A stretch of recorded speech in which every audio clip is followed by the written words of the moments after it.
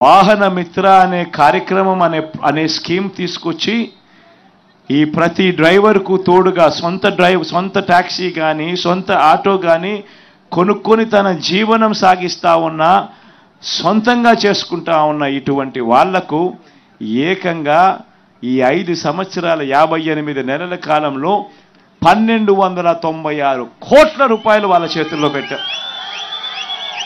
ఈ ఒక్క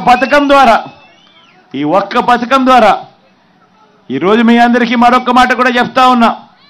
నెక్స్ట్ మళ్ళీ మన ప్రభుత్వం వచ్చిన తర్వాత ఈసారి సొంతంగా టిప్పర్లు కొనుక్కొని సొంతంగా లారీలు కొనుక్కొని వాళ్ళ జీవనం వాళ్ళు నడిపిస్తా ఉన్న వాళ్ళకు కూడా ఈ జాబితాలోకి తీసుకొని వస్తాము అని కూడా ఈ సందర్భంగా చెప్తా ఉన్నా.